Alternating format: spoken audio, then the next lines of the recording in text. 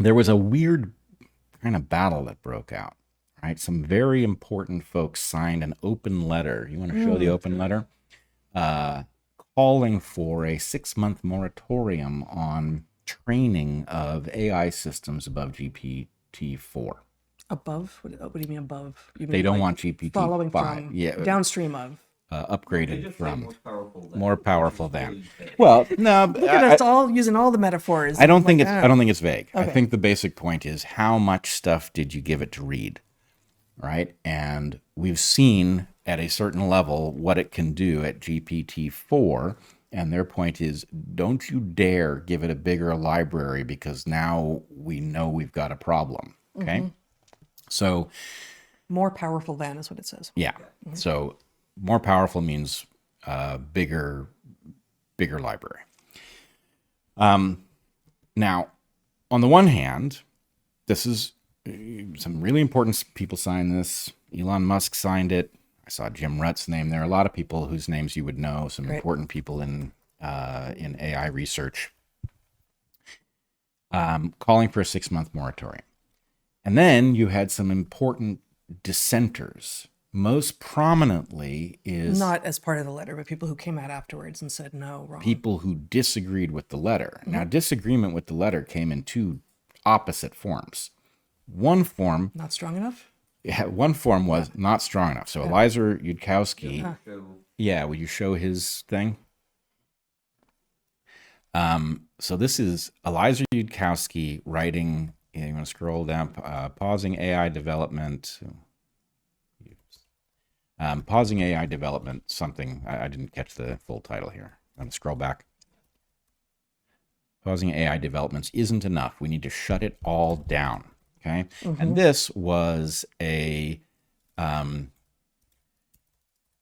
little hard to describe this piece. It's rare that one sees anything written like this in a mainstream publication or something that, has that as its legacy. But he basically says, many of us who think about this question believe that the dawning of AGI will result in the extinction of all of humanity, the death of all living people. And he goes on to clarify that he doesn't mean that there's some remote chance of it, that he thinks it's the likely outcome. Now, but there are also the sort of Pollyanna objections to the letter saying it's fine, it's all going to be fine, right? Right. Now, I will say Yudkowsky goes to extraordinary lengths, and he advocates for things like airstrikes on servers that don't abide by a moratorium on this kind of research. He advocates for airstrikes on servers that don't abide by a complete shutdown of this technology. Yeah. Okay. Now, that has been mocked by many people. It is certainly... it's either the most serious existential threat to humanity, as he apparently is arguing. I haven't read his letter, or it's not. Yeah. Now, I'm not supportive of that's a bridge too far. Well, is it or is it not? The most serious existential threat to humanity right now. And I actually, again, I haven't read it, so I don't know that that's his claim, but it sounds like it's at least close to. It's in the right neighborhood of his claim, right? Yes. There's a question about how we are to navigate such things. Obviously, if you had a runaway AI that was threatening humanity, we bomb stuff over much less than that, right? A bit. So obviously there's an argument to be made. On the other hand, it is not apparent that this style of thinking is correctly anticipating what comes. It is certainly troubling that a large number of people who appear capable of high quality thought and are expert in this area believe that there is an alarming possibility of such a thing. But, are we to start bombing people over, somebody's breathless claims in Time magazine? I don't know. That doesn't sound like any planet I know about. That wasn't in Time, was it? Yeah. Oh, it was? Yeah. Oh. Yudkowsky, yeah. Oh. So, okay. That's interesting. So you've got a letter with many mainstream folks arguing for a 6-month moratorium. You've got Yudkowsky saying, I refuse to sign that letter because it didn't go nearly far enough, and advocating for a military level response to anybody who doesn't abide by a full moratorium. And then full and permanent. I believe so. And then you have, or not permanent, I guess it would be pending the development of strategies that are sufficient to contain this. Not clear that any such thing is true. And I would also, if possible, yes. I would also point out, in this milieu, it is not surprising that something AGI-like has emerged. That was completely obvious that was going to happen. When exactly it was going to happen, okay, maybe that's surprising. But to the extent that something about GPT-4 has got people talking about airstrikes on server farms, it was obvious before GPT 3.5 that such a thing was down the road. So, and I'm not saying that they didn't have these discussions. They did, but the point is, yes, we are somewhere down this road, and we can now say something about where we are, but it's not news that this was coming. So to the extent that there is a desire to put together strategies that would contain such a thing at the point that it was developed, where were you 6 years ago? Why don't we have those things? Why didn't you get them ready? And, it's not that they weren't trying, but the point is, you think your moratorium is going to work until we have those strategies, but you didn't really learn anything you didn't know, right? You knew this was coming. So that's one thing. The other thing is the letter itself calling for a moratorium. Some of the folks in a rabbit hole that I sometimes go down were having a very excellent discussion about the game theory surrounding this. And this one was bugging me from the point people started talking about, well, what do we do now that AGI seems to have dawned? Well, the question is, anything you do at the point that these horses have left the barn may disadvantage you relative to somebody who doesn't agree to abide by it. Right? So, who does that put at advantage, right? Is open AI, our best hope, or, Well, but I mean, that obviously that raises the question about, okay, so Yudkowsky would have us bomb server farms that don't abide. Worldwide, how do we know where, like, what at a practical level? What does that look like? Precisely. Yeah. So the point is, what Yudkowsky is advocating for is tantamount to a commitment to attack, let's say, China, if it forges ahead, and if we hold AI back domestically and China forges ahead, then Well, and how? I don't think I underestimate the risk here. I'm very, very concerned. But how would we know? I mean, one of the things we all should have learned in the last 3 years is that what China says it's doing cannot necessarily be trusted. Like, how obvious is this? Yeah, it's pretty obvious. And, my feeling, and I don't know what to do about it, it's not that I don't think these risks are real, that they're being overstated. Yeah. I think we are now across the event horizon. I think the quality of what virtually everybody is saying on this matter is low, right? Predicting across this event horizon is just not working, right? We don't know where we just landed. We don't know how fast it's going to progress. The only things that we know, I think, are we aren't prepared, and we now have a potential emergency on our hands. Well, and maybe the metaphor, which is not in its original a metaphor, but the metaphor, the way that we use it of event horizon, is inadequate. We have to combine it with what we propose in Hunter-Gatherer's Guide with regard to hypernovelty and the accelerating rate of change. It's not that we are over the event horizon. We may be over an event horizon, and there are how many more? And they are coming at us with how much more rapidity than they did in the past, that even if we find our footing here, the next one will hit us, and then we will have lost our footing again.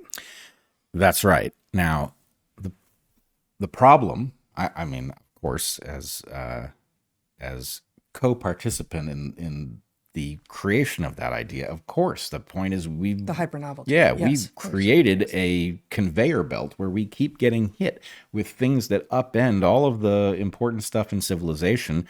And, we see all of the great things that it will do for us, and we don't see the hazards until it's too late. And in fact, even if you do see the hazards, until you can prove that the hazard, until you can be specific and prove it, there's no mechanism for restraining this stuff. And at the point you can see the hazards and prove it, it's too late. And I specifically am trying to make the point that Event Horizon still seems to everyone, I think, and you just used it because it seems like the most like that is going to be the thing that snaps us all to attention. Like, oh my God, we are nowhere that we have been before, and we don't know what we're doing, and we don't know how to do it, or we're approaching it, and we won't know necessarily at what point we cross it, but suddenly we will not have the skills and the tools that we need. But it's this iterated event horizon thing that hypernovelty, like combine the accelerating rate of change in hypernovelty with the event horizon metaphor, and you're like, oh, it's event horizon after event horizon after event horizon. How do you plan? Like, what do you do? So, the series of major disasters emerging from industrial and other processes that were taking place at a scale that nobody in the public understood until it was too late, right? That pattern of things, from Deepwater Horizon, Fukushima, financial collapse of 2008, Aliso Canyon leak, all of these things have the same characteristic, right? We're doing something. When it works, and then at some point something happens that causes the disaster to become apparent, and all of these things have been at a scale that, while terrible, is manageable. Well, and, right? and Or the piece that we've written about and that you've specifically talked about at some length in various places is also that at the point that it explodes in some way and the whole world is made aware suddenly, the vast, vast, vast majority of us are like, wait, they're doing what? What? That's a thing? How was this, upon the success of which, upon which we all depended for it to just continue to thrum along in the background if they were going to do it at all, how was that allowed to happen without any buy-in? Right? And so that it does feel like the AI conversation is like those, right? That like, oh, this has been happening, and this does pose an existential risk, and we just didn't know. Well, unfortunately, the one I left off that list of major disasters is COVID. Right. What were we doing?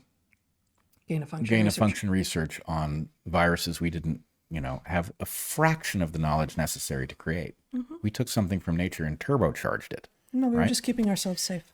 Right. And the point is, how bad a virus did you create? Real sucky, not going to get rid of it, but, survivable. Right, it's a terrible self-inflicted wound. Yeah, but boy, it's not an illness like anything else. It's going to shorten lives. Yeah. Well, and it outright kills some people. Right? Yeah, it shortens lives, and that causes death in people, and it may shorten all of our lives. But, but nonetheless, that should have been our wake-up call, because you know what? It had the characteristics in order to see the puzzle. Right? It was contagious. Right? And therefore a tiny little, you've got a little process taking place literally in a room. Yeah. Right? That results in a little microscopic thing finding its way into a cell. And then the point is, now the world's stuck with this thing. It circulates between people. It evolves on its own, completely out of control. Right? Global scale. This is part of why Origins is so important to these monsters, frankly, monsters. Because if the world comes to understand for sure what at this point should be obvious to everyone, this does not have a zoonotic origin, then obviously we shut down gain of function research. Right. You should. Obviously. On the other hand, believe me, we should have shut down gain of function research, and we should figure out the big puzzle is, okay. Obama put a moratorium on this stuff back in, what was it? 2015. 14, yeah. And it was not unlike, I think, I have not read this letter, but the moratorium was 8 years ago on gain of function research was like, whoa, can we just slow it down seriously for a while we assess, while we figure out what this means. Well, but it reveals the elephant in the room, as it were, which is that you're damned if you do and damned if you don't, right? Gain of function research isn't that hard. And so... Hey, Zach.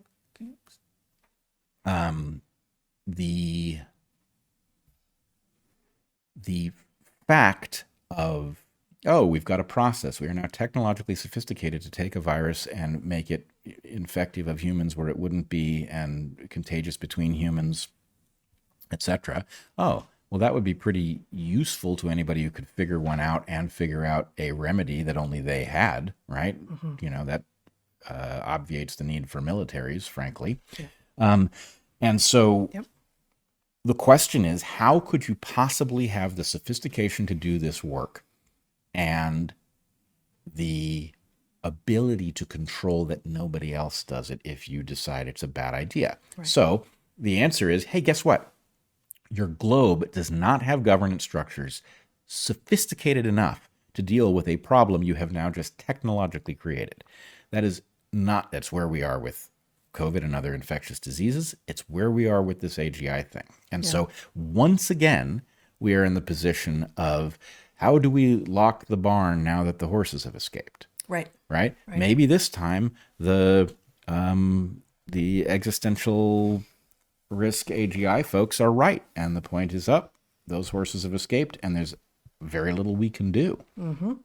But at the very least, let us understand the lesson of this, which is, the governance structures of the 18th century are not up to the challenge of navigating this landscape. They foresaw a lot of stuff, but they couldn't foresee everything. They couldn't foresee this. And so anyway, that is a terrifying problem to have. And I think people feel entitled to have a solution, right? They felt entitled to have a solution to COVID. And the fact is they didn't have one. Yes. So anyway, that's important. People feel entitled to a solution and there may not be one. And for some people, that's not a possible answer. And so they assert that there is or there must be a solution and march on blindly with that belief. And they think it's airstrikes against server farms, or something, right? Or a 6-month moratorium, which causes the AGI of the West to fall behind the AGI of the East, or I don't know what. But anyway, I guess at what point do we get to say, you know what? This was visible before, and we are sick of having conversations after the fact. Right? This was visible before. And